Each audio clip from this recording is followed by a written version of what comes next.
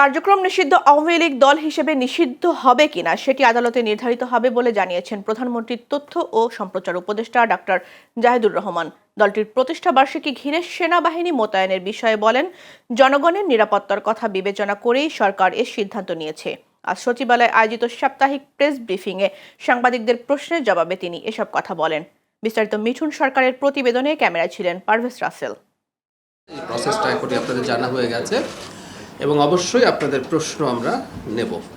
সরকারের বিভিন্ন কার্যক্রমের অগ্রগতি নিয়ে আজ সচিবালয়ে সংবাদ সম্মেলন করেছেন প্রধানমন্ত্রীর তথ্য ও সম্প্রচার উপদেষ্টা ডাক্তার জাহিদুর রহমান।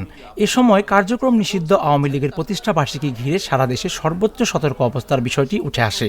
দলটিকে নিষিদ্ধ করা হবে কিনা সাংবাদিকের প্রশ্নের জবাবে ডাক্তার জাহিদ বলেন, দলটির কার্যক্রম নিষিদ্ধ রয়েছে, তবে দল নিষিদ্ধের বিষয়টি নির্ভর করবে আদালতের সিদ্ধান্তের উপর।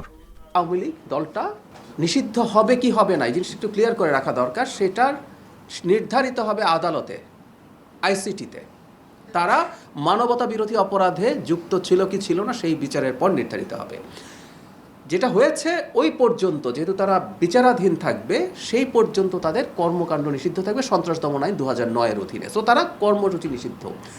এই দলটা এখন যে কোনো কর্মসূচি নিয়ে যদি মাঠে নামতে চায়, সে তারা একটা আইন ভঙ্গকারী কাজ করছে। আওয়ামী লীগের প্রতিষ্ঠাবার্ষিকী ঘিরে ঢাকা সহ 6 জেলায় সেনা মোতায়েন এবং 5 জেলায় বিজিবি মোতায়েন প্রসঙ্গে তিনি বলেন, মাফিয়া, লুটপাটকারী, চুর বাটপারের দলটির নেতাকর্মীদের কোনো নৈরাজ্য করার নৈতিক সাহস নেই।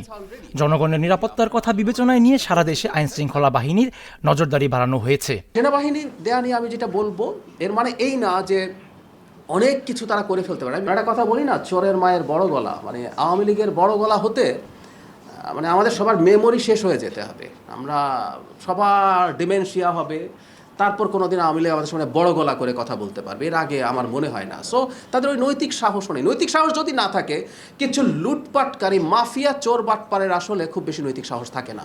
সংবাদ সম্মেলনে স্থানীয় সরকার নির্বাচন প্রসঙ্গেও কথা বলেন তিনি। বলেন, চলতি বছরের সেপ্টেম্বর মাস থেকে শুরু হয়ে 1 বছরের মধ্যে স্থানীয় সরকার নির্বাচন শেষ করার চেষ্টা করবে সরকার। এটা 26 সেপ্টেম্বর অক্টোবরে যদি শুরু হয়, 27 সেপ্টেম্বর অক্টোবর বা 27-এর মধ্যে এই নির্বাচনটা শেষ করার চেষ্টা সরকার করবে। মিঠুন সরকার, চ্যানেল এস, ঢাকা। বিদেশ সফরে আছেন, এটা প্রথম বিদেশ সফর, সেই কারণে